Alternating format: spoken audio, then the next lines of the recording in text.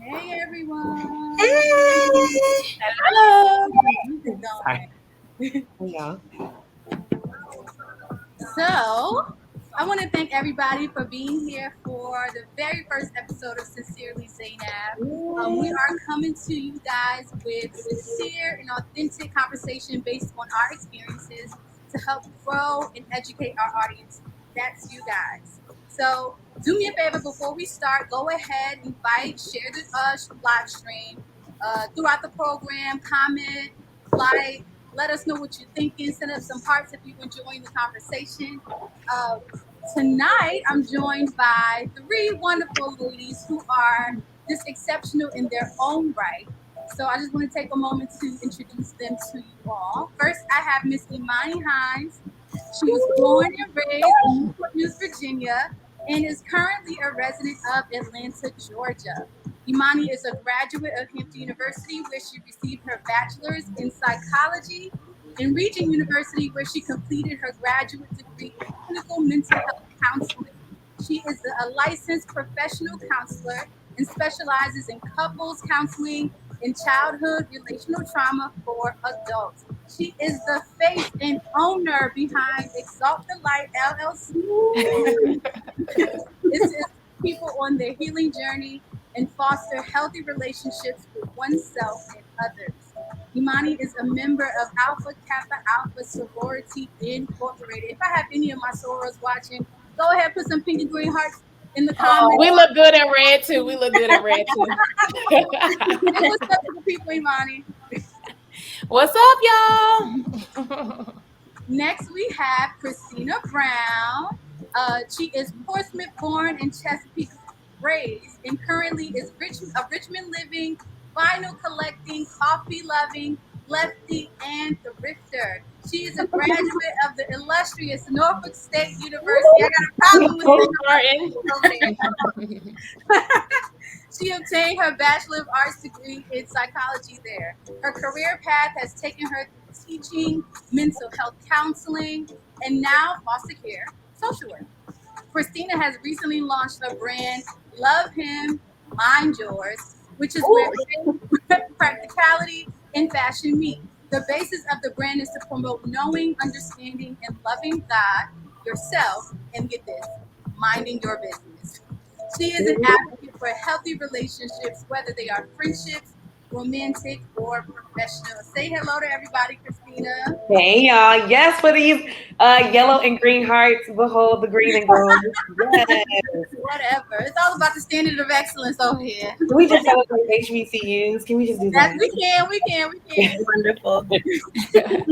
Next, we have Chelsea Valentine, who was born and raised in Willingboro, New Jersey, and currently resides in Hampton, Virginia. She is a graduate of Hampton University, where she received her bachelor's degree in journalism and communications and her minor in music. From high school to college and beyond, Chelsea has been in over 500 productions, concerts, plays, as a singer, background vocalist, or music director. She is currently the owner and founder of Indigo Studios, an all-purpose studio that provides vocal lessons, piano lessons, and is also a rehearsal and performance space for young talent at an affordable cost. Indigo Studios will have its official grand opening next year, so y'all stay tuned, okay? Yeah, let's go, Chelsea. Let's go. All right, so it is now time for our first segment, Truth or Sip. Oh. Truth or sip? Will we tell the truth, the whole truth, and nothing but the truth, or take a sip?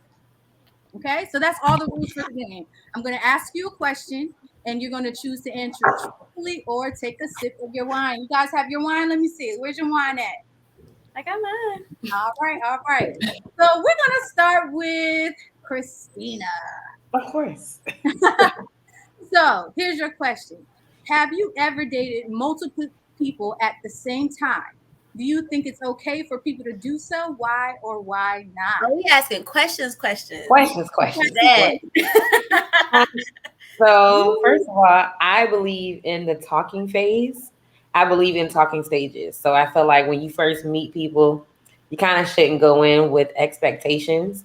So in the talking phase, you're just getting to know people. And when you're talking, you can talk to as many people as you want.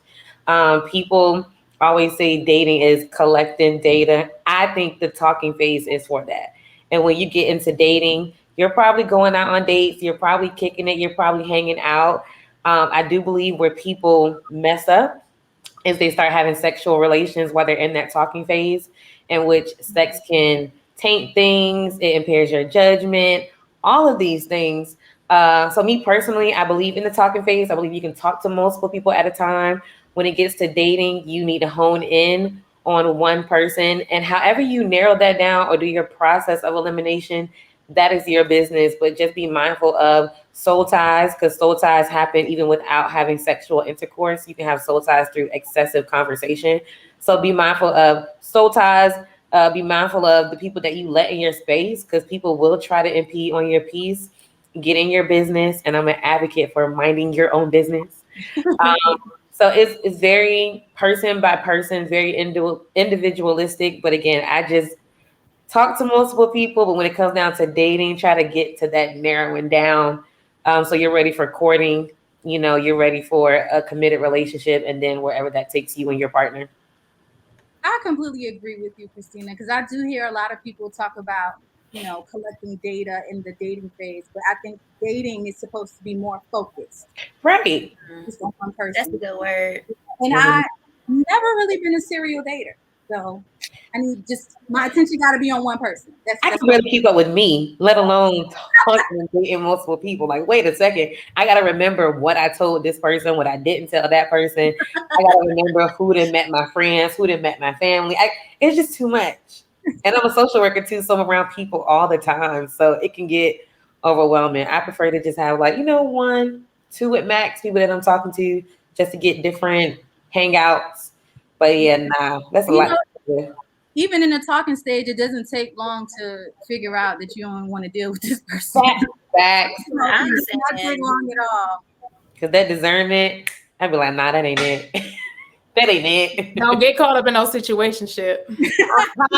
Trying to talk, trying to chit chat. Okay. A whole lot of talking, a whole lot of touching. Next thing you know, you got your one foot in, one foot out. Don't know what you're doing, and you asking questions like, "So what are we?" And if you gotta ask, okay, okay, I'm done. It ain't nothing. Was that a sip moment? And sip. I loved it. I was like, wait a second. But I need a sip after that. Right. It was a lot. Imani, you next, girl. Okay. All right. If your significant other presents you with a prenup before your wedding, would you sign it? Why or why not? Messy. Ooh, well, that's a challenging one.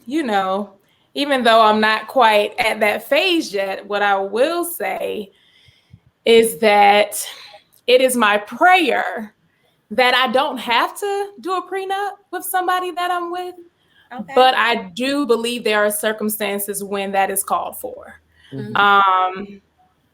And that can be abroad. We can go a long way with that. But when you think about people with it, so possibly in a dynamic, not personally, where you have a dynamic where a man or a woman may be wealthy or have a lot under their name, their family, extended wealth, or things that they're bringing into the relationship. And they're unsure, honestly, because it's a lot of people who are unsure about who they're marrying. And they don't know that it's going to be a long-term thing, because we have a lot of people who settle out here. So if you're a settler, we settling in. If you're one of those, you may want to evaluate doing a prenup. But it's my prayer I don't have to do that, because I pray for a partner that doesn't require such, and I don't have to require such, because we should be able to have longevity. But you never know. But I do think there are circumstances of that. Listen, all I'm saying is, don't give me no prenup if we both making $16. Like, don't go on somewhere. If we both ain't got nothing, like, do not. Right. Right. That's disrespectful. Like, What are we talking about? Are we talking about this like, ahead of time, or we just bring this up the day before the wedding? That's the thing. you 'Cause ever that's we have a problem if we just Yeah. popping it on in there. If it's not a conversation, we haven't discussed this, and it's just real. I'm gonna feel some kind of way. Exactly. Have you ever seen Housewives of Atlanta? Mhm. When Todd and Candy got married? This Yeah. was a long time ago, and it was like, I mean, I'm sure it was like edited and doctored up a bit for Right. the show, but the way it appeared on the show was kind of like they were about to walk down the aisle like in 2 days, and Candy was like, "Oh, by the way, Prenup. like," and he was like, "Wait, what?" Like, I just feel like, I don't know, don't do that. That's not gonna work for me either. Mm-hmm. All right, Miss Valentine. All right. Chelsea, you ready for your question? I'm ready. Okay. I think. What's the worst mistake you ever made in a relationship, and what did you do to fix it? Truth or stick, girl? My God. I don't think we have the time. Okay. I have one that's fairly general, I guess. Worst mistake was agreeing to go out with somebody, knowing I didn't want to, and then I ended up in a long-term relationship because the whole time I was trying to like feel what they felt, and I was always a little bit behind because I jumped the gun. You know what I mean? Like, it was like we were still in we're dating, you know what I mean? Like, let's just kind of keep dating. And then I think we just went a little too fast, and that was a big mistake. I wish we just stayed like where we were for a little bit longer, and then was able to decide a little bit later, like, okay, you're the one. Let's make this happen. Let's make this a thing. But it was like we had a few good conversations. It was like, oh, yes, it. Like, I'm ready. and I wasn't ready. I share that same story. Bro, we live, we learn. Yeah. We ain't gonna make the same mistakes again because Yeah, now I move too slow. Okay. Now I'm like a snail. I'd be like, I don't know. We could keep. I don't know yet. Give me a little more time. I'm still watching. I'm still peeping. Right. I think I'm a little scarred. I was like, nah. I used to move a little too fast. Now I'm just like, nah. It's okay. It's been a few years. It's fine. It's fine. Okay. I'm gonna still sip. That took a lot. Yeah, I'm gonna take a sip on that one too, because I share the same story, man. All right, let's move on to our next section. Anybody got a question for me? I do. You do? I think so. I don't know if it's as good as yours, though. I feel like you had some really good questions. Oh, wow. Let's see. How would you feel if your significant other was still cool with their ex? Like, if we're still like in contact with their ex? Oh, that's a really good question, Chelsea. Like, how would you feel? So, and not like an ex from like kindergarten. Like, this was like a real adult relationship. Yeah. So let me say this. I don't expect that everybody's going to be an enemy with their ex, right? I think that's fair to say. Every relationship doesn't end negatively. However, I think more so the focus should be on boundaries, not more so being friends. We should be able to set boundaries because once you're in a relationship, you are not just thinking about yourself, you're thinking about the person that you're with and their feelings as well. So it's not just really about an ex, it's about any friendship outside of the two people that are in the relationship. Boundaries need to be set. You can't be calling all times of the night. Y'all can't be going out by yourself. That's our friend now. It's not just your friend. That's our friend. What we talking about? Okay. What are we doing? I think it's more so about the boundary as opposed to just simply having the friend. Yeah. That's fair. I like that. It's the boundaries. So we are going to get into our discussion for the night. We're talking about the relationship from hell. We've all been there. Once upon a time, you couldn't wait to see the person. They were your world. You talked to them day and night. You accepted all their flaws, and you ended up falling in love with the potential in the person.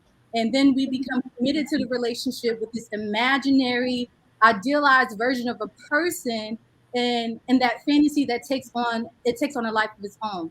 Eventually, those worlds collide, and the clash between the fantasy and the reality creates these massive issues. So before we start and get into our questions, let's define what a relationship from hell is. What does that look like to y'all? Hell. It look like hell. It feel like hell. It smell like hell. Feel like hell. It's hot. What is It's that? It's suffocating. It's people overuse the word toxic, but I mean that's what it is. It's literally sucking the life out of you. Like a relationship from hell to me seems like it's full of unbroken generational curses. It's full of trauma. It's full of violence. It's full of narcissism. It's full of pointing the finger when that's not what love is. It gives me tit for tat energy. Relationship from hell gives me one or the other is just using each other while the other person is just like, I'm here. A relationship from hell could just be one of those ones where you stick it out because of the longevity. Y'all been talking for a long time. So you justify it by saying, oh, we've been together for a long time. Yeah. Sometimes it was just for a season to teach you a lesson, and it's time for you to come out of that. If history and chemistry is all that you have, then that's all it should be. It just gives me hell.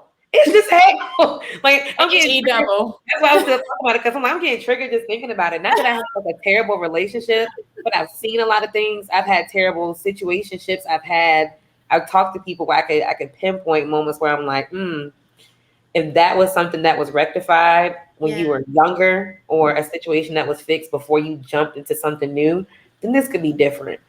It's just full of take narcissism and just people in your business. It's nothing pleasant. I love how everybody's faces think like, right? Like, yeah. I think she hit it right on the head with the details. But I think the biggest thing is a relationship that is not in alignment. Come on. Now, there's some levels to this, because if you don't know what your alignment looks like, you are the hell. Okay? You're the hell to yourself. Now, if you're somebody in alignment, it is dealing with people who are not in alignment with who you are, what you desire, what you believe, what respect looks like, what healthy looks like. Most people don't even know what healthy looks like. So how do we even have a relationship when you all are normalizing dysfunction? Yeah. Ooh. Normalizing dysfunction. That's crazy. That's hell. It is. What's the definition of hell? It's like you ever come across somebody who you can tell they probably didn't shower or get clean. Are we still sipping wine? Yeah. So they haven't showered or anything, but they put on a whole bunch of cologne. It's like motorized funk. It's like they try to pretend that everything cool for Instagram. That was me. Yo, but behind, like once that's gone and it's just the two of you, it's just like, yo, when you get to the point where that person calls your phone and you take a deep breath, listen, girl. Oh, you throw that phone across the room. Your heart beating fast. Yes, like you start sweating like. This is about to be a lie. Like, right. That's the signs right there. Your body tells you all you need to. Absolutely. What the hell, girl? It ain't supposed to be like that. Because I believe relationships are supposed to be work. I believe that, it's going to be hard at times, but I don't think it's supposed to be hell. I think you're not, sometimes I look up like, it ain't supposed to be this hard. It's supposed to be hard, but it ain't supposed to be this hard. Like, it's a struggle, but it's hard. Like, no. Yeah, I completely agree. So when I'm thinking about my past relationships and I could think of one thing that helped to aid and create that relationship from hell, it was social media. My dad will always tell me to not ever post my relationships with social media, but in true daughter fashion, we got to find out for ourselves. We got to do what we want. We don't listen. So what is your position on posting your significant other on social media? Do you guys think it hurts or helps the relationship? What do you think? We all like, I think that's another one that is relationship based, individual based. I think it's also challenging to answer that fully because you equally have relationships that are healthy and productive, and they can reflect a healthy relational dynamic that they choose to show on social media. But I do feel there is a lot more of the couples who are putting that representative out, that cologne out, right? That I'm gonna give y'all what's not, it has to be. You don't really know what's happening right on the back end, but I'm going to show you what I want you to see. I'm going to show you what I think the world wants to see, what they can feel comfortable with. So I think it's very much based on the relationship, because you individually can feel completely confident with posting your significant other, not knowing that this other person is not on the same wave you're on, or they're posting too, and they're really not about what they're talking about. They're really not showing up in the relationship fully. So how can you really ever know? So it's really, if you're going to do it confidently, knowing that if this doesn't work, if it doesn't work, I'm still okay with it not working. I'm still okay with who I am as an individual, whether I shared it or not. Right.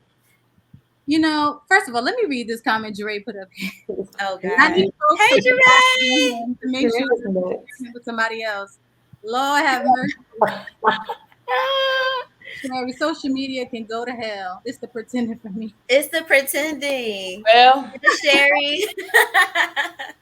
Right. I don't think everybody pretends, but it's a nice majority of people who pretend. I think it's a kind of a discussion that you and your significant other should have, because it's one of those things where if you're the kind of person where you naturally just post like almost everything on social media, and then all of a sudden you get a boyfriend or a girlfriend and you don't, then they might have some questions like, well, you can post everything else. So, but some people are like, hey, but when it comes down to relationships, I keep it to myself, just because the moment you post something, it's almost like you give people permission to comment. You give people permission to give their opinion.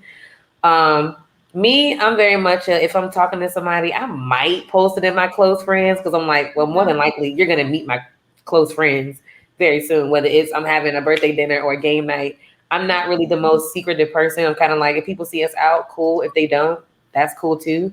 It's my business, but I'm not like overly private where it crosses the line of being like a secret, like I'm trying to hide somebody. And I think a lot of people who aren't posted feel like, oh, well, are you trying to, keep me a secret? And some people are like, just like, no, that's really not what I'm doing. I'm not keeping you a secret. So I think it's just, if y'all have that conversation and y'all discuss what's the reasoning behind it. Because I know me, and when I was in a relationship a few years ago, we posted all the time, to the point where now when it comes up with my Facebook memories, I'm like, oh my God, I was so annoying. And me and him are cool. But I'm like, I look at it like, I literally posted about this man like all the time. Like, I know people were sick of me talking about him, because I'm sick of looking at my memories about me and him. But, and again, like I said, we're cool. So it wasn't enough for me to go and delete everything and all that. I guess at some point I will, when I got time.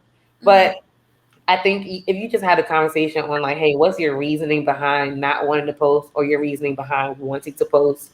It sounds like it's a elementary conversation to have, but it's really a big thing. And then with social media too, some people use social media to scale the success of their relationship, almost to say what you see on social media is relationship goals, but it's like, you don't know what these people go through behind closed doors. Some people are all about image. Some people may actually have a really great relationship and never post, but just because you don't see them posting each other doesn't mean it's not good. Yeah. Right. So it's just a conversation that needs to be had. Bae, if you watching right now, I'm sorry, I ain't posting you. Right? Future bae. And look, there's a difference between secrecy and privacy. So it's not a secret. The people that need to know will know. If people happen to see us, cool. That's not an issue. But I'm just not putting it on social media. I think that opens doors for a lot of things. The relationship may not be able to handle that in the beginning. So I just want to make sure I build a strong foundation without a lot of outside opinion before putting it out there. And then if it doesn't work, I don't feel like I have to break up with the entire world. I think that it's the only part about posting your significant other that's a little strange to me is when is all day, every day. This is my person. This is my person. This is Right. my person. But when you break up, it's like respect my privacy. Now you have no Right, now you want telling privacy. nobody nothing. Now everybody's nosy. Now everybody's in your business. And I'm like, gee, I wonder why, hun. Like, You open the that'd be the door. only part for me. I'd be like, okay, like if it were me, if I posted all the time about whoever, then if we broke up, I probably will post about that too. Like, we're not together no more. I'm living my best life, like on my way to Starbucks. Like, what's next? I don't know, but I don't really. I never like posting my significant other. I actually had a person I was dating who low key almost broke up with me because I never posted them. And because they took it personally. They took it like, you're choosing not to post me, which means you're not proud of our relationship. Like, you don't want people to know about us. And it wasn't that, like, he thought it was about him, but it's really just my personality. I just don't do it. I was just about to say, Chelsea, you barely post yourself. So that's the thing you gotta realize. Like, you barely on my post phone, I barely have selfies of my own self. I was just like, it's just who I am. It's just right. like you might get a wedding picture, but it might be on the year anniversary. Like, I don't know. Can I just jump in on that? So this is something that came to mind really quick, because this is why it's so challenging. Like I said in the beginning, it's because you have people who get engaged, who get married and post. And a year later, a month, 6 months later, they're neither one. So people say, oh, I'm going to wait until I'm married, or I'm going to wait. So that's why it ultimately has to be an individual decision of what you're comfortable with. Because even if that person is not in your life long term, it was something you appreciated about them in that time period that you desire to share them. You don't know how things are going to play out. Right. I agree with that. I don't think it should be that big of a deal, but I do think what is a big deal is if it's a personality difference. That is something you have to discuss with your person, because absolutely people use social media more so for business, more so for their brand, more so for their career. They don't always use it for like family and post about their puppy and what they ate that morning. That might be you. So you may take offense if that's how you post, but that's not how they post. And then it's a whole other thing, like, he's choosing not to post me or she's choosing not to post me. It's like, that's not always the case. It's like, that's not what my page is for. And that's fine too, right? There's nothing wrong with that. It's a discussion. So. If you don't post me, I ain't posting you though. That's all I'm saying. Fact. The people will know. That's all I gotta say. The people who know will know, and that's all that matters. I could care less if Bobby that lives in Arizona and that's friends with me on Facebook know we together. I don't really care. No. So okay. Bobby. Somebody said social media is for business and single folks. Corey. What's toxic? All right, let's move right along to the next question, y'all. So once it's been identified that a relationship no longer serves you well, and maybe the relationship has caused a lot of traumatic experiences, why is it that sometimes we find ourselves back in that relationship? Do you guys think that relationship recover from? Get out of my business. Mind your business. I just thank the Lord that those days are over. That's all I can say. My. That's all I can say. I need somebody to cue the shot track. It's the deliverance for me. Ask it again. Can the relationship recover from experiencing trauma? Is that the question? Like, why do we go back after we experience all this stuff? Is it possible for relationships to recover from trauma? Zainab, yes. I know. It's a couple of reasons. What's the rating of this show? Because the rating is say what you want to say. This is a complex question. It is. Okay, all these questions are very complex. They're very complex. From superficial to, it's a complex question. It's complex primarily because I'm, as a person that believes in healing, I believe that there can be healing and restoration, both individually and in a relationship. However, the healing and the restoration needs to be individual so the relationship can come together and work. Now, where people go wrong is they stay in these situations, they become bitter, there's dislike, there's hurt, there's pain, there's all this discourse that is hard to come back from. But now if we go deeper, because we're talking about trauma, We talk about these trauma bonds that people are in that they sign up for. This I is got you my- know, I got my- and we don't have enough time for all of that. So I'm say, just going to this leave is that all word about out Euphoria there. right here. It's the trauma bonds that people get in, where it's fulfilling something within them that they tie themselves to another person. And then they're wondering why am I still here? It's comfortable for you. So what you have to learn how to do is heal and get uncomfortable and find better. So that's why that's complex. And I'm gonna just sit back because this can go for a minute. No, Talking there about was an that. organ about to tune up. People need to be helped. Look, There was an organ about to tune up just now. Come over here, like, It's like, watch it. nah, that's a real thing though. Those trauma bonds, even like, because trauma bonds can go very practical for people who are non-believers, but even for people who are believers. Yeah, we talk about soul ties, but even those spiritual connections, that's why you can be sitting in a sanctuary and you can be in a service where the spirit is very high. But that thing that's in you that you're working to get delivered from is going to connect with somebody that's across the room that's trying to get delivered from the same thing. Next thing you know, you and that person, y'all chit-chatting, y'all talking, and y'all both talking about what y'all wrestling with in private, but it turns into a comfort that y'all share. And again, y'all end up sharing that probably you both have the same amount to lose, right? Because that's a lot of times why people justify their poor behaviors, their piss poor behaviors. It's like, hey, you got just as much to lose as I do. So this is something that we can probably do together and it'll be fine. yeah. And people in turn end up going back to that place of comfortability because again, we have just as much to lose. So that is still a trauma bond, but it's also a spiritual connection that may not be the most positive spiritual connection. And let's be real, we can't save each other. There's only one savior, and his name is Jesus. You think I can influence you, I can pull on you, I can challenge you to do better or be better. We both can do that for one another in some places, but one of us actually has to be at a place where we're a bit more delivered than the other one. Because if we both struggling with the same thing, it's gonna be the blind leading the blind, and we both not gonna be at square one. What are we doing? The enemy sets out to do, y'all. Kill, steal, to destroy. The enemy wants, he's gonna try to steal, kill, and destroy your deliverance. And how does that look? Connecting you with somebody that got the same issue as you. So you can settle in it. I'm leaning in on that. I know. I think Cleaning money. even I'm only speaking from experience. So along with that, like Aren't we all? the problem also becomes like it's familiar, right? Like Imani said earlier, it's familiar. And then like you guys, like everybody was saying, like it's this trauma bond, right?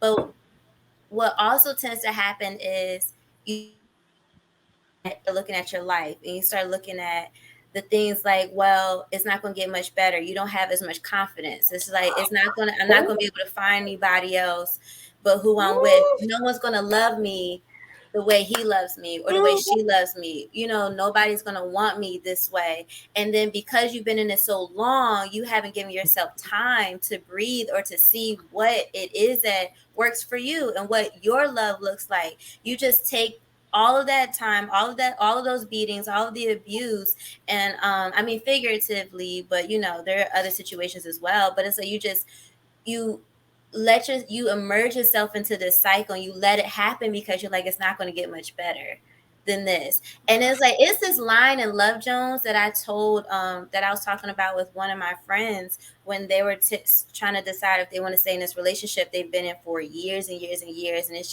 this endless cycle of drama and toxic mess, right?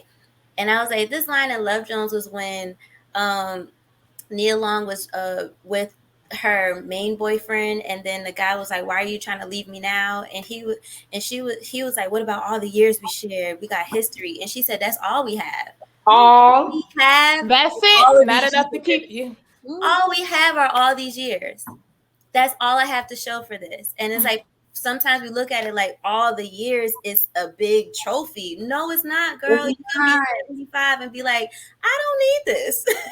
I'm holding you up for something that's way better.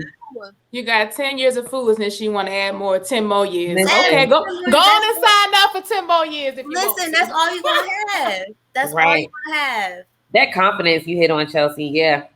That be That was it. it, You too. be sitting there Yep. like, ain't nobody love me better. Right. And it sucks when the person knows that too. and they know how to pull you on back in. Manipulate. And that's also where that cycle comes from too, because they know, like, if I say this, if I talk about how she, she'll have no dad, and that's why she act like X, Y, and Z, then I can come on in that lane. Or if I talk about why he can't get this right, then he knows I know that's a trigger point for him. So then he's gonna come back to me. Talk about that emotional and psychological abuse. Listen, the narcissistic abuse. We don't like to talk about that. I'm triggered. I'm sorry. Right. We don't want to talk about That's right, Kia. Them years don't mean anything. And not a thing. when I think about my past, my relationships don't be long, y'all. But still, it wasn't long. A part of you feels like you can't leave because you feel like you put a lot of time, you put a lot of effort into building this Money. up. Yeah, money, my God. But don't let me pay for dinner. We together. We together. I paid for dinner one time and I was like, yeah, we supposed to be married. Like, I think it was $25. Yeah. Anybody else want to add to that before we move on? That was just so good. Oh my gosh. Like we can, yeah. We can move. That was I feel it. I'm ready. Yeah. I mean, because I can recover from my own trauma. I can't speak for somebody else. And right. We're together. That part. When I move past mine and I know what I prayed myself out of, I know what I had to fight to get out of. And I think that comes with maturity, naturally, and spiritual maturity. Because when you know what you had to fight your way out of, it's just like when that thing try to come up against you, you'd be like, oh, nah, because I know what that could possibly send me back to. And I know what that looks like. So I stand on that. It's been like a meme going around, but it's been like a real thing. I refuse to go back to what I had to pray myself out of. Right. My convictions are so different now. I'm like, God, you brought me out of that when I thought I couldn't get through. How dare I disrespect you and go back to that foolishness? I just can't do it. Corey said, date a man with intentions. What kind of intentions? Because some of y'all be very intentional about what you want, but it's still not the same as what we want. Christina, you have to get them together like that. Like, let me tell you something. What intentions? You tell me. We waiting in the comments, Corey. We want to know. Intentionally wasting time. That's what the intention is. Corey's sweet. Corey's my dog. All right, y'all. So how can somebody heal and move past the pain of a past relationship? What are some steps that people can take towards healing? I'm joking. Did you say we? Smoke it away, huh? Totally joking. Don't mind my friend.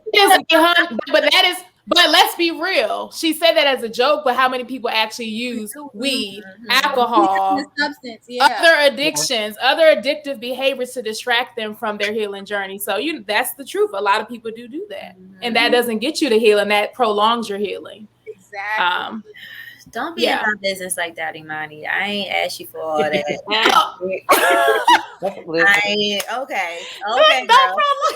Don't prolong the process. But I guess I can touch on and answer the question about it too. But you really have to do the inner work and add weed. I'm add weed. Come on, inner work. That's the first part. Though that was number one. But it really is. I would say the first step is choosing to do the work. Being tired. But you actually need to be tired. Because sometimes people are like, I want to change or I'm tired of this, but they're not really tired of what they're doing. So they continue to do it. You have to actually be tired and ready. My mom would always say, you got to get sick and tired of being sick and tired. You do. And I was like, yeah, that's the one. You really have to. You do. It's not enough to want to. Let me add this too. And I think this is really practical. Delete all them fake pages you made to go look at the account. Let's stop it. You already done blocked them. Huh? But you still want to know what's going on. He's still nasty, girl. But see, you heard what I said earlier about the hell that people put themselves through. That's an example of that. Yeah. That's an example of choosing to be toxic. That's it. And putting yourself through hell. That's what that is. Delete all them fake pages. That fake Facebook page with the fake name. And having your friend go look. I'd be like, yo, I used to do that back in my day when I was like, going through something. I was like, all right, so he blocked me and I blocked him, but you can go in and see what's going on and report back, okay? I'm not gonna block you. Listen, you can watch my I don't glow block up. either. I don't block. That's my same thing, Imani. It's like when you delete the number. I'm about to come through this screen. Listen, when you delete the number, delete the text thread. Delete the text thread. Don't be going back to look at them old texts. So I'm that person. When I'm dating in the beginning, now I'm exposing my but I'm the person where like I review like old text messages because I like feeling that feeling I felt when it came in. But I've done the same thing with being mad because it's almost like I got to remind myself that I don't like you, that I'm mad at you. The moment that I feel like I want to hit you up and talk to you again and try to be all like, okay, well, let's have a conversation. Let's basically over talk the situation, even though we know what it is and what it ain't. I reviewed the text messages to remind myself, remember, this is what they said.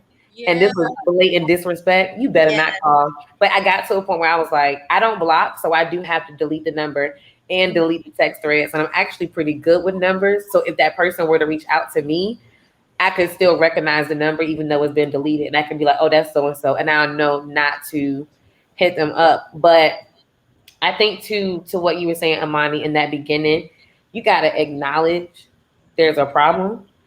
And then when it comes down to you personally, you have to accept accountability for your part you played in it. Yeah. And that's whether you were the person who was an offender towards the other person, where you're the person that offended someone, or if you were the person that just sat and allowed certain things to happen to you before you made a decision to get up and go. And then identify why you thought it was okay to deal with it. So prime example, real quick. I had to pray to the Lord. I said, God, why do I keep attracting these guys who like want to kick it, want to be cool, go on dates, all this stuff, do things that you would do in a relationship but not be in one? Because I'm like, wait a minute, I'm fine. It's all get out. I love God. We can chill, we can kick it, we can watch the game. Like, I'm cool with everybody, homies, parents love me, all of this stuff, basically trying to convince myself of stuff that I already know, right? And like, I'm a great catch, right? I don't bring things to the table. I am the table, stuff like that, right? Okay. And so I was like, but God, like, why do I find myself in these like half-tail relationships where it's like, oh, we talk, we text, we hang out, all of this stuff, but they don't want to commit. And we can talk for months at a time, but it's like, it's not going nowhere. Not for real, not how I want it. And I'm not rushing it. It's just still very like a guy says, I don't want a relationship right now. I don't want to be in one, which, by the way, if a guy ever tells you he doesn't want to be in a relationship, believe him. Listen. Like, you can be the most amazing person in the world, and he can see it and know it, and probably even have still leave there, love you and all of that stuff. But if that's not what he wants, it's just not what he wants, and you're not going to change his mind. Exactly. But what I found was I dealt with my daddy issues as far as my dad not being around. Me and my dad are actually super close. That's my dog. But I identified the fact that I can deal with guys and be in like a situationship type thing because for so long, for many years, I was able to not have constant, consistent communication with my dad, but I never thought that he loved me any less. So my thing is, it's easy for me to look past guys being. Come on, self-healing. Come on. Listen, very easy for me to look past guys and their inconsistencies because I did that with my own father, and I felt that he still loved me and I loved him. But then I also realized that my dad didn't love me the way I needed to be loved. Thank God I had a mom who raised us on love, affection, and Jesus, and not survival. So I never lacked in the love area. My mom affirmed my sister and I so much. So it wasn't like I thought less of myself and been the girl with the daddy issues that was being promiscuous. That just wasn't my story. But the situations that I did find myself into, again, looking past inconsistencies, was because I had done that with my own dad. So now I'm like, hey, no, from the very beginning, I tell guys, now listen, we can talk, we can cool. More than likely, you're going to fall in love with me before I fall in love with you, but I'll just actually admit to it before you will.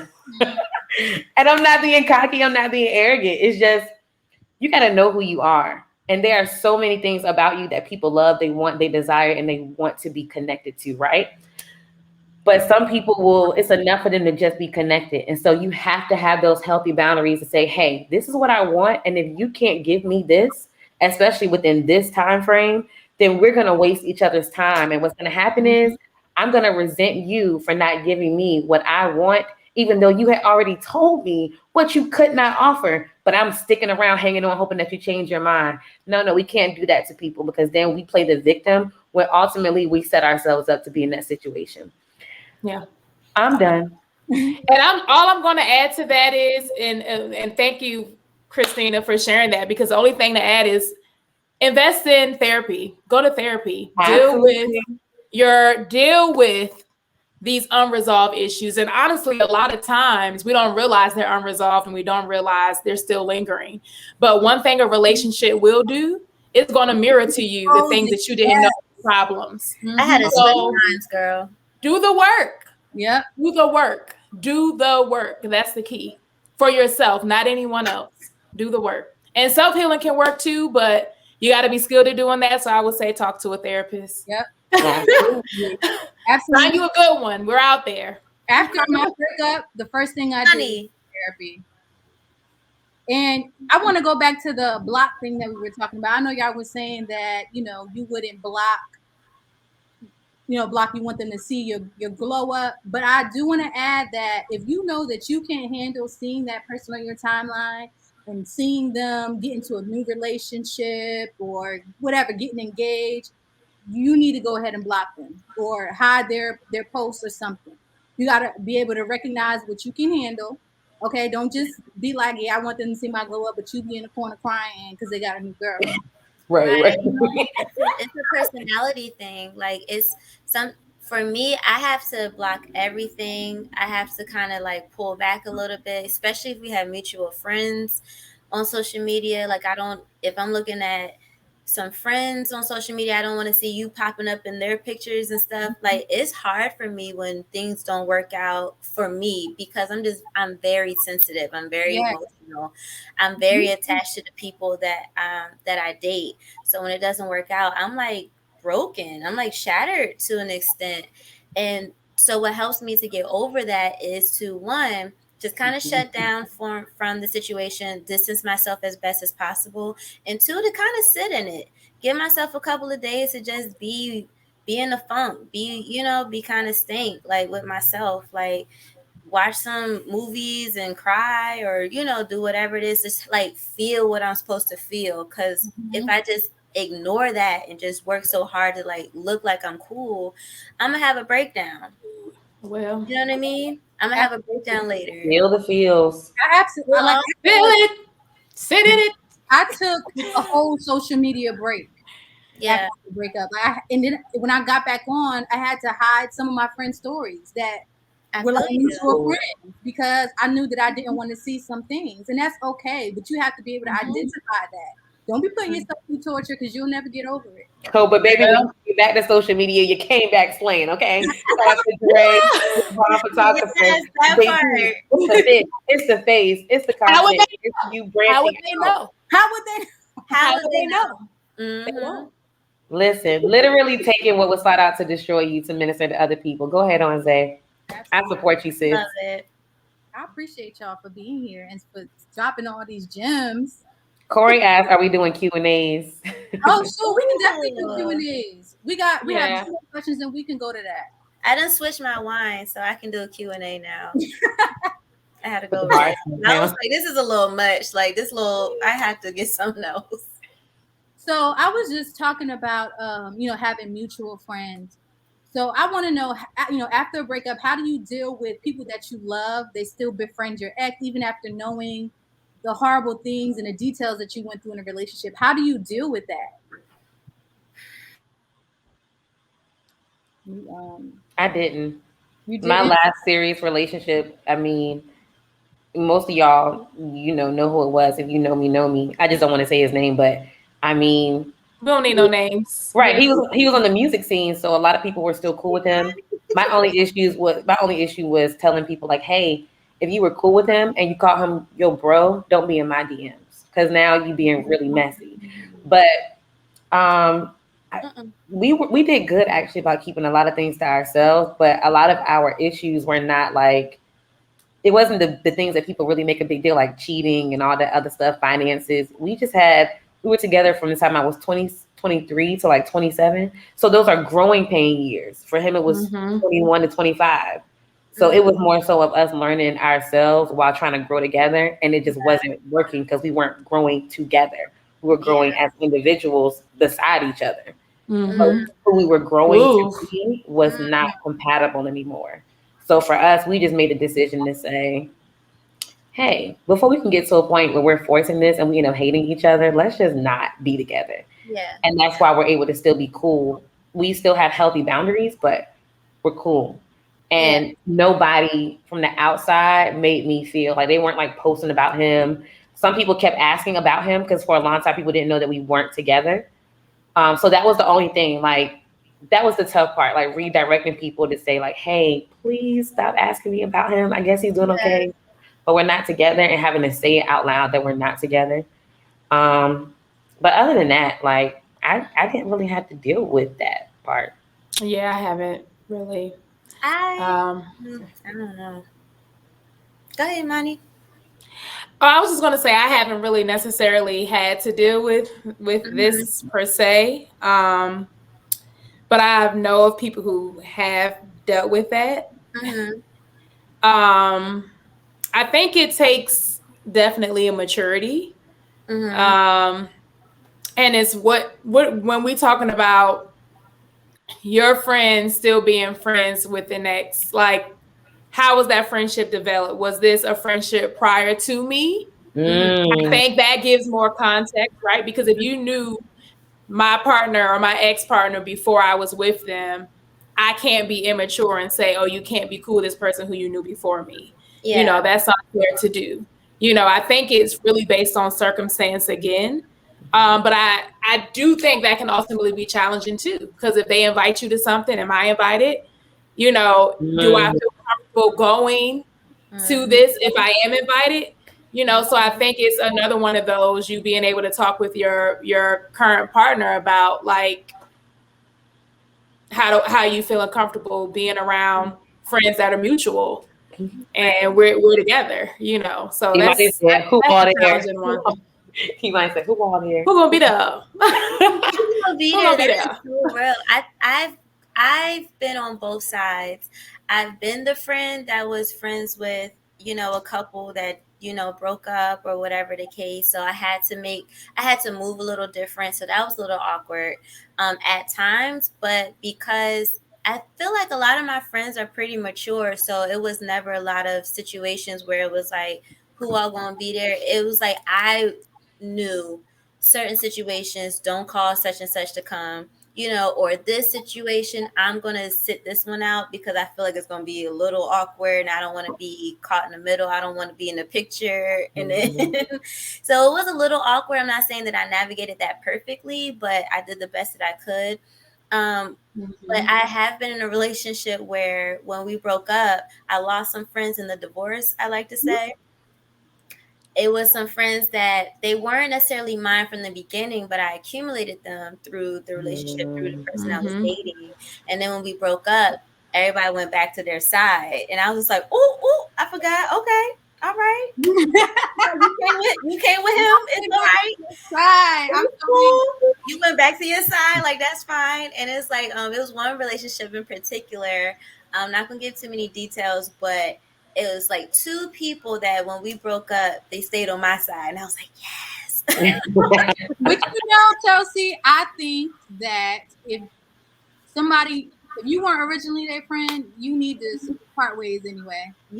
I'm not mad at that. Yeah. I'm not mad at that. It just, when you're, all of my relationships, when I tell you, I feel like I have been, the way that I date is like I'm married. Like, all my relationships are so long. Like, they are years and years and years, even from high school. It's just like, good grief, girl. Like, live a little. But it was like, so all of my relationships, over time, I accumulate friends from the person that I'm with, like their family members, their friends.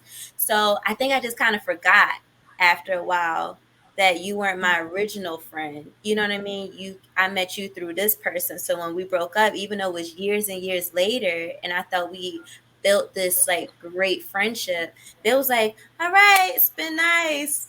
And I was like, oh, okay. Like, all right, go back to your side. It's okay. So I think that it can be strange. It can be strange. Yeah, it's kind of hard to navigate that. Even if it wasn't like a friend, like, you know, they knew them before, like you both just happened to know them before y'all got together. Right. And from my experience, what I've noticed is people just kind of get quiet. You know, it's like they don't say It's anything. uncomfortable. Yeah, it's uncomfortable to talk Weird. about it. Mhm.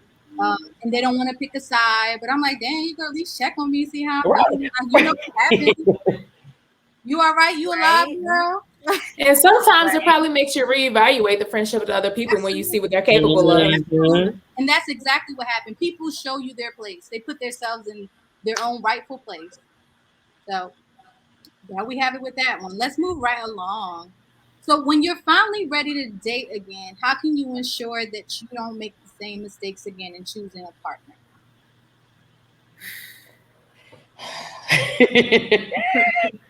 Trusting your gut from jump. Yes. Pay attention to the red flags, I'm even the about to say. orangish flags, the orangish ones, the ones you need to watch. Okay, the ones that are borderline red that we don't want to act like they're red, those ones. Yes. The ones that look familiar. Yes. Because y'all know how y'all drive when it's a yellow light and y'all Slow. and it's turning red and y'all be like, oh, that's blood orange. It's not red. It's blood orange. It's red, sis. Like, it's red. Stop. You know, I You've think seen this before. that these days we don't truly take our time in getting to know people. In my past relationships, it's always been really fast. Like, oh, we together now. Talk for a week. You That's my what I'm saying. boyfriend. That used to be me. You know, okay. And I saw a meme the other day, and it was saying a lot of people skip the friendship stage and they end up being in relationships with strangers. Mhm. Have to be you if you really take the time to get to Yes. know someone. Take your Yeah. time. There's no rush. If they are for you, they're gonna be there. They're Yeah. gonna be there. So that's what I would say.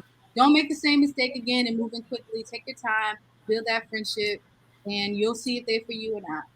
I would say to piggyback off of that, I would say to also acknowledge like when you're changing, because when you're in relationships, there's some relationships where nobody was completely wrong. It's just you didn't mesh well together after a while. Like how Christina was saying earlier, like, you know, they were going through growing pains, but it wasn't together. It was just like side by side. Like it was separately. You're kind of growing apart. Just kind of acknowledging that it's like there are times where I'm gonna change my mind. I used to be cool with this and now I'm not. Right. No, And I think, yeah, and you reserve the right to change your mind.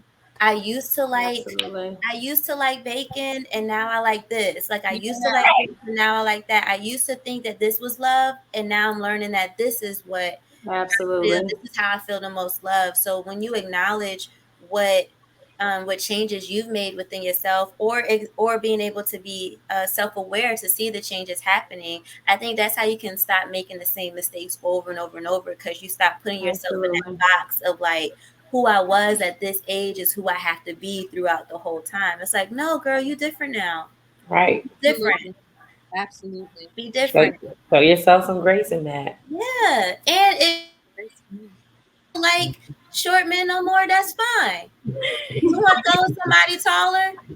Go do that. Hello. You're allowed to change your That mind. is me. Sis. Change your That mind. is me. That is He me. showers 4 times a week versus 2. Like you can change your mind, and that's what makes you more comfortable. And Like that's do okay. it. Do what makes you comfortable. Change Mhm. your mind. You can definitely change your mind. I'd also say, just don't put so much pressure on yourself. I'll speak for me. I'm 30. I'll be 31 next month. I know I look 16, but I'm 31. No, for real though, it's like, don't feel that pressure that like the first person you meet or the next person you meet that shows you that they have somewhat of a good character and because they love the Lord, or they might be saved and God fearing, because they could actually just have a form of godliness and not really be saved. But Oh, it's like it's one of those things where you just have to. catch it. Yeah, I Catch said it. earlier, I believe in the talking phase. Give yourself room and show yourself grace to talk. Because at the end of the day, you don't want to get with the first man that's fine and toting the Bible and he loving on the Lord from, I'm sorry, Chris. I You caught me view. off guard. I wasn't ready. And then it's like, you get with him, he ends up cussing you out, or he ends up being abusive, or he ends up being a sex addict, and you're like, bro, we're not even married yet. Like, why you want to get in my pants? Like, my thing is, you have to be knowledgeable of those things, but again, show yourself grace while you're getting to really know people. And again, embracing those changes that Chelsea was talking about. Yeah. And set a standard. It took me a while to realize that, like, really, when you set standards, because I'm an empath to a fault, to the point where my past toxic trait was I would magnify my flaws so that the other person wouldn't feel as bad about theirs. But I had to stop that. And I was like, if I set a standard, they're either going to line up with it or they're going to fall off. And if they fall off, they just weren't meant for me. Because even if I set a standard that they don't agree with, they can tell me. If they're mature enough, they can tell me they don't agree with it. And then we can have a talk about why we don't share the same convictions. If we don't share the same convictions, we probably will not work in this season. But that doesn't mean we can't be cool. And I've already told the Lord what I want and what I don't want. I said, God, I don't want to have to disciple anybody. I'm tired of being with people who have some type of knowledge of the Lord, but I feel like I'm pulling them along to know God. Because then you're going to get saved because I love God, instead of you getting saved because you genuinely want to know the God that I serve. And then you're going to resent me, and you're going to resent God, and then you're going to be in hell mad at me. I ain't got time. So set the standards. Live by those, set them and keep them, and implement those healthy boundaries as needed. And honestly, I would just say a lot of these dating rules, throw them out the window. Throw them out. Why is dating become so complicated now? Dating is rocket science, and it shouldn't be. And know your deal breakers, because both of y'all said it all, but know your deal breakers. Be very clear on what your deal breakers are. Absolutely. Don't teeter totter. Don't straddle the fence on it. Be clear about what's not going to work for you. What are y'all deal breakers? What's like one or two deal breakers? It could be superficial or it could be deep. What is the deal breaker? You can't be an atheist. Abuse. Atheist, any form of abuse. Emotional, psychological, sexual, physical, any form of abuse, anything that shifts me from being anything less than what I know I deserve, less than what I am capable of. Anything that shifts me from peace is abuse for me. That's it, Imani. That's it, girl. It's the peace. I'm good. By myself, we got peace. And I say we because it's a we. What about you? But if you come over here and you disrupt that, I don't need you. You gotta go. Exactly. You have to go. It's nothing here for you at that point. And your breath probably stinks too. Okay. Know your deal breakers. No addiction. Addiction of any type. Because if you're addicted to something, you can't show it fully in your mind, body, and spirit, which means you can't show it fully for me or yourself. Yourself first. Come on with it. If you cannot lead, if you're gonna lead me into the oblivion, what are we talking about? I need somebody that can lead. Don't lead me into the trash can. Listen, that is I'm not trying to go there. For me, that is one of my biggest deal breakers. Do not tell me you need to be the head of no household and you need me to submit and you need me to do whatever if you don't know what you're going to do next week. What am I following? What am I following? Where are we going? Where are we going? Trash. Okay. What is the vision? What is the vision? Yes. What is it? What am I following? That's why. My deal breaker, I'm sorry. Imani doesn't set it up. You done took it all. She done said it all. My deal breaker is when you act like my parent. I don't need you to tell me, because there's a difference between loving me enough to have an opinion and be like, babe, I think, I see your passion. I see what you're trying to do. I really feel like, this may be helpful, or can I suggest something, or this is what I see, or da-da-da-da. I don't need a parent. I don't need you to tell me what you think I need to do. And this is why this ain't working. And you need to work out like this. And you need to da-da-da-da-da. Because I need my girl to look like da-da-da, or feel like, or sound like, or be like. Controlling. Do not. That controlling is for me to be like, I think he died. I don't know where he went. I think that's died. A deal breaker. Controlling. That's a deal breaker. Like, manipulation. He died. I can't. I think for me it's oh my bad, Zay. Of course your relationship with God, if you don't have one, that's a deal breaker for me dating wise. But we can still be cool because I still want you to know the Lord. Okay. But the other one is any form of overcompensation. Because at the end of the day, you don't have to prove anything to me.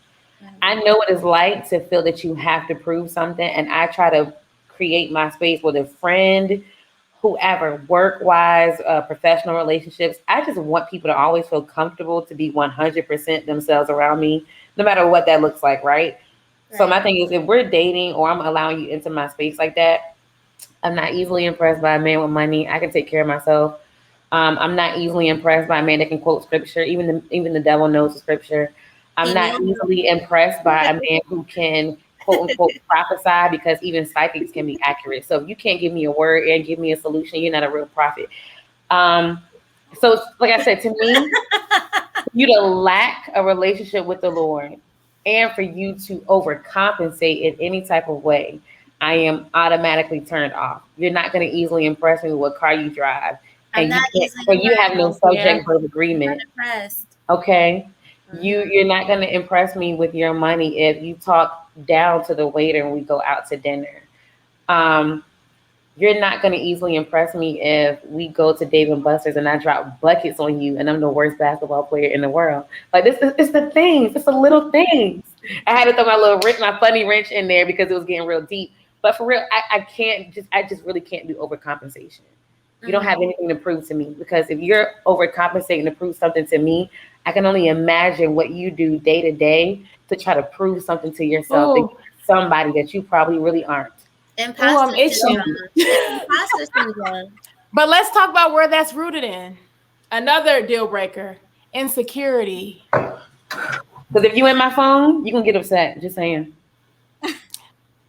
Come on, do your healing so you can stand on your own 2 feet and your own good foundation, because there's no room for insecurity. There's no room for that. There's no room for that. Insecurity, jealousy, that destroys relationships. If you have a question, ask it. Yeah, if you have a question, ask it. Don't never leave room for assumptions. Don't project. I'm asking. I ain't got to assume a thing. No room for assumptions. If you assume, you assume. I'm gonna ask. You know what? I'm gonna ask. You make a donkey for yourself. You make a donkey out of yourself. For me, like, I never had to search for anything. Everything would just fall in my lap. And it's been like that since I was young. When people would talk about me, when people would be trifling behind my back, when people were setting up, doing little shit, thinking I wasn't going to find out or figure it out, it would just drop in my lap.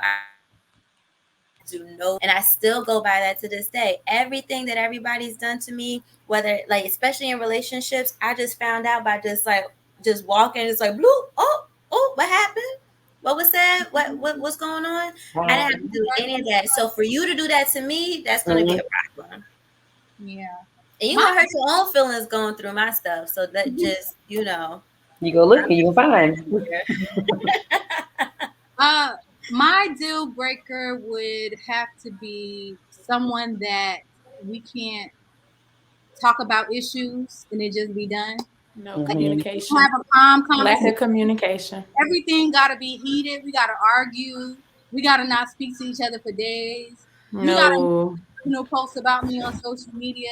It's not gonna work. Yeah. It's not gonna work. We're adults. We should be able to have conversations. Lack of communication. Deal breaker. Can we communicate? Not willing to communicate. How he treat his mama, and if he cuss at his kids.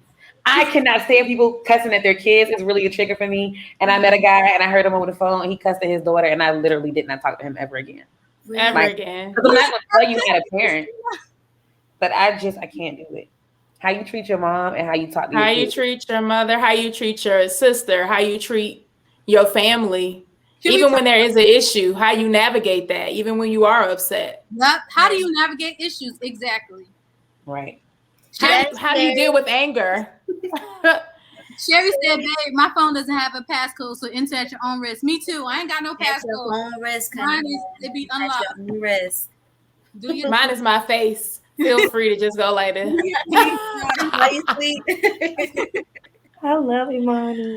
If you guys have any questions, go ahead and put them in the comments, and we'll ask. Now's the time before we end. Oh, let me put this up there. While we are waiting for questions, if y'all have any, I just wanted to thank some people who's helped behind the scenes. Jeray Booth, this is her comment that's up right now.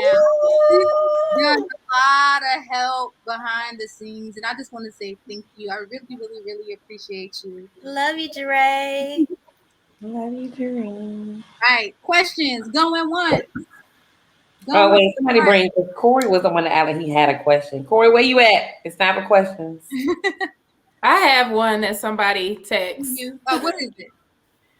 It's a little risque, a little bit. Okay. How do you handle a relationship with someone that you found out slept with your best friend years ago? That's just what happened. Wait, one more time. Hit me one more time. One more time. How do you handle a relationship? So I'm assuming was in a relationship and you found out your partner slept with your best friend or a friend prior years ago. You found this out while in the relationship. Well, you didn't know beforehand. You didn't know, right? But this is my thing. The guy didn't disclose that information in the talking phase. I know they were friends. Yeah, we need some context. I guess not. I guess not. That was just the question. Ask your friend what had happened. What had happened? Because I need the story now. Now I've been in a situation where after I broke up with somebody, or after we broke up, I found out that, you know, there was a friend that was having relations with him. I found that out after. Yeah. Imani, can you ask for some context, please? Because we need So what I'm thinking it is, so imagine being in a relationship, you're with this person, and you found out that the person you were with had sex with your best friend years prior. So I believe the question is, what do you do with that once you find that out? Do you stay in that relationship? Do you address it? Do you hold it against the person you're with? I think I need to talk to my friend. I need to talk to my friend. They're both getting talked to because neither one of y'all said anything. Told you anything, right? We reevaluating the whole situation. Like, this is the thing. When you withhold information, you make a decision for someone else. But when you tell them, you give them an opportunity to make a decision. But by not telling me, you take that opportunity of making a decision away from me. And that's what I have an issue with. Okay, but what if it's a situation where they didn't know that everybody knew each other? You know what I mean? And that's what I think it is. They didn't know. When they figured out, when somebody, whether it's the person you're with or whether it's your friend, it's like whoever it was that figured out, wait, we all, know each other. And then they told you, what do you do with that? Like, it depends on how long ago it was, I think, for me. But I also know me, I'm going to still have a subconscious thought that when I bring that person around or we're all together in the same room, I'm going to be thinking like, you mess with my, And I'm going to probably have that thought always like, I'm weak. I don't know what y'all are capable of. So on the right night, if I piss you off or you get drunk or what have you, and you're in a place where your judgment is impaired, there's no telling what you could do. It's giving me best man. It's giving me the best man vibes. And I know the Best Man movie. Yeah, I know men and women are different, but I think I would just still subconsciously have that thought like, but is he fine? Like, is he Idris? Is he a millionaire? Is he Idris? These are things I need to know. Is he Michael B. Jordan? Is it like? Is it like? How long after y'all knew some things? Did you not? That's my thing. I can't get over that part. If it was like their freshman year of college, people do some wild things in college. So it was like, your freshman year of college, or it was back in like high school, y'all being hot to tell, one night stand. Nobody. But I think that, like, if I was in a relationship or something, more than likely I knew that already when I met you. I definitely think once we find out if it is a situation where you didn't know, once I find out, you owe me the respect of saying, hey babe, listen, Yeah. this happened years ago. Yeah. And, you know, I do understand and know, like, when we're in college or whatever we did when we were young, or people made choices when they were young, it doesn't always mean you can't deal with somebody when this is years ago. This is in a very immature phase. This is in a very, people living their lives per se. So it's kind of like, if we're mature enough to be silent in our relationship, obviously in that moment it will make me uncomfortable because it's like, whoa, wasn't ready for that. But that's not going to take me away from a healthy dynamic if it's a healthy dynamic. Now, if you sketchy and occurring, then I'm going to have to just drop you off where you at. Mm-hmm. Yeah. It's done. I think it depends on how long we've been dealing with each other. If it's new and fresh, it's probably just going to be a no for me. Because my mind is going to be thinking too hard about the past and what happened and all that. And that's something I need to work on, I know. But if it's something where we've already, even if we've been, if we're like in a serious relationship and then we just find out that other parties were involved at some point, it still might be a no for me. I don't know. I might be over it. I have a question. What's your question? Are y'all, first of all, well, not gonna be a personal question. If you are not dating, you can answer hypothetically, okay? So what do you think is the most difficult, I guess, things about dating, especially for our generation right now? Like, what do you think has been like the greatest obstacle? I know there's a pandemic, so it's hard with meeting people. Well, it was. Now we outside. But individually or in the world? You can answer individually what's been like your most challenging obstacle with dating, and then maybe what you observe with other people, what it seems to be is like a trend. I'm gonna just say the dating pool got pee in it, but y'all, I honestly think, I don't want to say the problem is me, but I don't like nobody. I'm not easily impressed. So I don't know if I'm like stopping myself, but people that be trying, I just be like, I'm good. You not, Zaina. I be like, I'm not either, Z. I'm not either, Z. Yeah. And it's okay. The biggest thing I feel like is people say they're ready for something that they're not ready for.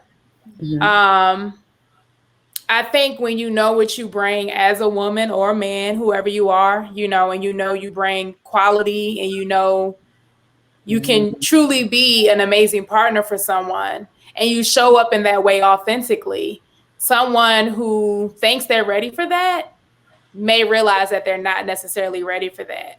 So you find yourself either wasting your time trying to convince them, which you stopped doing, but you used to do, right? Yes. Right. Or you find yourself, just not wanting to be with anyone because you're just like, y'all rather pick up these rocks off the side of the road because you're not trying to dig for the diamond. Yeah. I'm in the back of the store. You got to get the customer service person to go get me. You can't just pick me up off the rack. Okay. Some people, you see what I'm saying? Some people like easy things. Girl.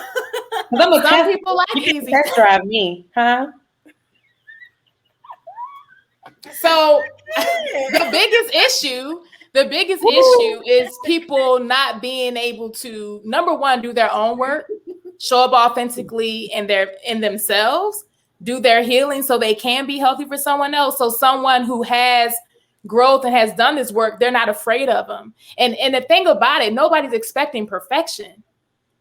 People, guys and girls alike, put you on a pedestal and think you want perfection. We just want effort. Yes. We just want work. We just want you to be willing. It's the willingness for me. It's the effort for me. It's the desire to be better for yourself so you can be better for those that are around you. There's a story that sticks in my mind from years ago when I did a counseling group. And the guy said, I had to learn that this is metaphorical. When I dropped a glass on the floor and that glass shattered, that people behind me had to walk on it. So I was either going to turn around and clean the glass up, or I was going to leave it there to cut people up coming behind me. That's my family. That's my children. That's my wife. That's anybody that cares about me. That's a word. It's very simple, and it's a word. We have an individual responsibility to clean up so the people that are around us can be blessed by us. Don't bleed on me. Don't bleed on me. Clean up. Clean up. Right there. We can end it right there. Gotta clean up. Where I messed Well, up I'm not out of sure. my life over. I made up my mind. What? I ain't doing none of that no more. I ain't talking to them niggas no more. Sorry, I was saying niggas, but I'm not sorry. And I'm gonna go ahead and just do this number. Zaynab, so Corey asked the question. Corey said, I want to quote him that correctly. He said, "What will you all bring to a marriage?" And TT responded and said, "Ourselves, And period." that's my sis. response to myself. What you bringing, Corey? What you bringing to the table as a husband, Corey? Like, if you ready to lead, like, what you doing? You bringing. I just want, because I feel like this narrative of like having to have this amazing credit, 6 figures, be in shape, have the best body, great skin, be able to be a mom to 8 children, whether they're yours or not, be able to cook, clean, do all this stuff is exhausting when all you have to do is like exist. Halfway pay the bills. Halfway. Barely. Burley. I don't want it. It's like the bar is in hell, but not because we want it to be. I think we've just accepted a lot of things over the years. And I just think that it's time to share the load a little bit. We all humans, we're all in this together. Like, I'm doing this, what are you doing? If I'm making more money, then what are you doing to kind of, like balance this out? You know what I mean? Well, that's the thing. I think a lot of us, well, it's a lot of women who actually do care about a man's money. But even like to hear you say that, like, and I don't think people caught it, but of course I did. The way you said it so like carelessly, like, if I'm making more money, because a lot of women, that is like a deal breaker for them that the man has to make more money. My thing is, as long as we ain't struggling, I'm good. Like, if I make more money than you, that's what I'm saying. Like, the money thing is not an issue for me as long as I'm not like you're doing something. Like, if I'm making more money than you, that's fine. If you want to, but we have to talk about like where you can contribute to the point so that this relationship is equal. You know what I mean? I think that's like a gender roles kind of conversation you have to have with somebody. Because me personally, like, I'm like you, Chelsea. Like, I can make more money and it not be a big deal. I actually can date a domestic man. Like, if you a stay-at-home dad, I just need you to be like an entrepreneur with a job where you're working from home. My husband knows how to cook. Say one thing for me. I will clean. Cook for me. I will work. Listen, I'm the one that's like, I will work 2 and 3 they jobs. think we're chasing the money. I just want you to be able to make something. I'm tired when I get home. Right. I don't want to take out every day. Can you clean the bathroom, babe, please? I'm gonna cook maybe like twice a week. That's all you getting out of me. A man that's clean, that has things in order, I appreciate it. We're not gonna be mad. See how low the bar is. It's like, if you shower, I'm good. If you brush your teeth, if you can like put the dishes away, I'm fine. That's crazy, y'all. But that speaks to the independent. I think that speaks to the independent woman and the woman who has so many untangible things to bring to the table, to the point where it's just like, I don't need all those materialistic things, because the fact that I've been on this wholeness journey by myself, I know all that I could do for myself. So you coming along, you are just adding to what I already have. You're not completing me.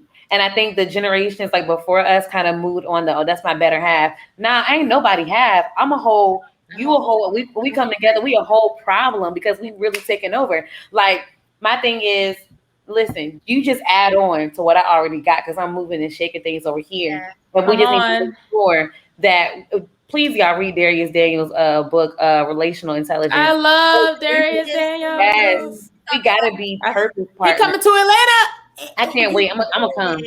But we have to be purpose partners. Like, whatever we're doing needs to be what you talked about earlier, Imani, in alignment with one another, complimenting each other in ministry, complimenting each other in our prayer life. I'm not saying you got to walk through the house speaking in tongues like me, but at least be able to touch and agree and get a prayer through and have some power. Like, because in that moment, if we got each other and we got the Lord, like, really, it sounds so cheesy, but it's really nothing that we really can't accomplish. We can get money together. We can learn how to cook together. We can learn how to, build our credit together. We just have to downsize in the beginning. But baby, when you come into this house, I'm gonna make sure if you're my husband, you're gonna know when you come in, you can bring me the man who is gonna fall on his knees and cry. You can bring me the man that's gonna make me swing from the chandeliers. You can bring me the man that's gonna cook me a meal, the man that's gonna pray heaven down. Because I'm gonna give you all of that back. But the thing is, and I hate to say it, I don't like generalizations, but it's this culture that women have to look a certain way, and that a woman has to. You have to be the Again, like prize. you want her to bring in 6 figures with this Fortune 500 job, but also be the woman that's gonna cook, clean, and wash everything. It's like, figure out who you are, and then from there, figure out what you want. Because a lot of times, what people want, they want it based off of what somebody told them and what they saw. They don't know that that's really what they want or why they want it. You want it because somebody told you that's a good look, but that's not even what you really, really want. Mm-hmm. So I do. You can wear and sit down. I do feel like it's. Go ahead, Chelsea. Oh, I'm sorry. I feel like, along with what you're saying, Chris, I feel like it's important to identify. The question was like, what would you bring to a marriage? Was that the question? Yeah. Mm-hmm. I think it's important to identify who you are without what you do and what you can do for people.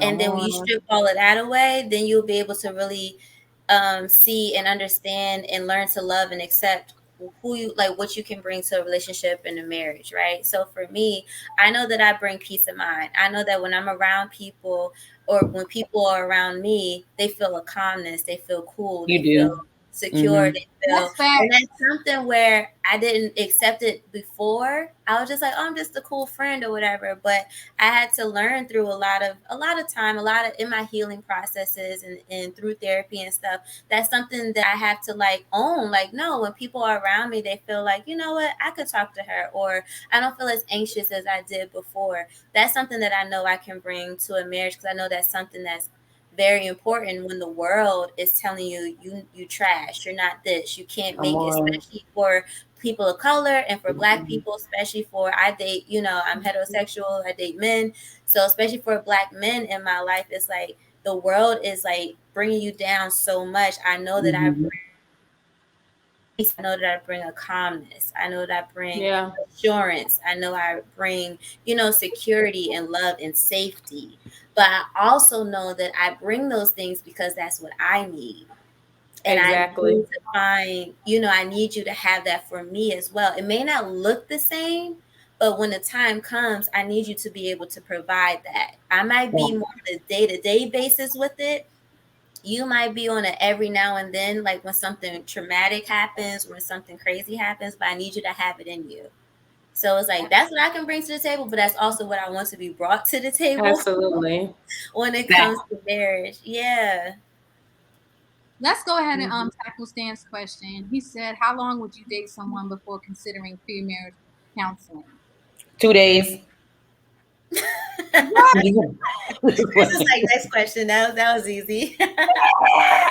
I think premarital counseling is typically when you're pretty much in your engagement. So I don't think there's a solid response to that. When you meet someone and you date them and you feel like this is your wife and or a husband, and you all are ready to go to that next level and you all are engaged, you definitely should be considering premarital counseling. But there's no one answer to that. When you know, that's what they say, right? So you take those steps accordingly. That's what I would say to that. I agree. So are there any more questions before we move on? That was a good question. Mm-hmm. I'm sticking with my answer. 2 days. Right. So, I'm your wife. Lady, your wife. Any final remarks? Any advice that you like to give to the people before we end? No deodorized funk relationships. Absolutely. No. Don't try to dress it up. Try to make it smell good. Handle the real issue. Yes. Take a shower. Relationship needs a shower. Wash your Wash underarms between your toes. Wash your legs. Belly button. Okay. Yes, behind your ears. No, I don't have nothing to add. I feel like this was a cool conversation. I appreciate you guys so much. I learned a lot. I took in a lot. Me too. Imani kind of got me together. My wig almost came off messing with Imani. Listen, Imani was just like, oh, this is my area. She just sat up. She was like, hold on. First of all, I do this for a living, okay? Okay. Every day. Every day, y'all. Every day. I'm in Atlanta, by the way. Anybody looking for a therapist in Atlanta, I will leave y'all with that. But I will say this as well. Choose you. That's what I'll say. Always. Choose you always. Always. Choose you. When you choose you, you'll surround yourself with people who are also going to choose you. Yeah. And that's in every relationship. Get your And that tribe is together. serious. Do it. Focus on you, love you, understand your worth, understand what you bring. Because when you're in alignment with that, we're going to go back to that word at the top. When you're in alignment with that, there's not too much room for people to come and play. Right. So people to come in and disrupt your peace because you won't have room for it. It's cringy. You like, oh, what is this? Because it's not what you're used to, but you have to do the work to get to that point. Right. So choose you, do the work, love you, put you first. Yeah. And then you can love others. You can give in your overflow. Keep your cup full so your overflow can be a blessing to others. Yeah. So good. Chris, you want to go before we answer this question here? Yeah, sure. I would just say, because, I love what Monty said, choosing you. Just be more self-aware to the point where, acknowledge your flaws, but show yourself some grace. Know what you can and can't handle. There are some people that, when you set your boundaries, that may look like you can't have a conversation with them after 9 p.m. at night because that conversation might change because you're sitting at home, you're lonely, and next thing you know, you've allowed yourself to get in your feelings. Somebody's coming over to your house for a sneaky link. Listen, you have to, because, there's the thing, I be on, these clubhouse streets and all this stuff, and I've had my fair share of issues, but just for real, just be self-aware, know what you can and you cannot handle. Just be real with yourself. And when it comes down to allowing new people into your space, be real with them up front. If you're the type of person, I'm not going to assume that everybody on here is a virgin. If you're the type of person where you are like, hey, I don't subscribe to not having premarital sex. Hey, this is my thing. Understand what you're opening yourself to with soul ties. It's a real thing. You're allowing somebody into your space, into your body. Take note of the fact that you run the risk of different things happening in that, and be real with that person. If you know that you can't do it without catching feelings, tell them that. Be confident in yourself, be self-aware, be reassured, and communicate your expectations, communicate your liabilities, communicate your inconsistencies, and appreciate all of you in that. Show yourself grace. Me too, Jeray. I'm a very and it's been a drought season. Hello, the Lord knows I need a husband like tomorrow. And get your again. And get your community together. Get your tribe together. Figure out who you can trust, who you can be in community with. You need to be able to lean on somebody. Therapy is great. Having a good friend to talk to is great. A good family member, somebody that's trustworthy. Figure out who that tribe is so that when you're down, they can lift you up, or they can just be there for you, and vice versa. I think that helps a lot too. Sometimes people can see things that you can't see. Yes, because we have blind spots. We got blind spots now. And your circle is gonna look like people who not a whole bunch of yes men, people that's gonna on your mess, the people that's gonna say, bruh, I love you, but you tripping. My friends be dragging me, and I be like, you don't have to do that. You can just agree with me for once. They be like, no, girl, you're wrong. Those are the ones you need. I know. You need one good friend. Just one. I got about 6. I'd be like, gosh, just when I thought I was getting my life together, y'all remind me that I ain't together. All right. I have a question. When it comes to sex, is that a conversation you have up front to set the expectation while dating? Yeah, I think Christina answered that.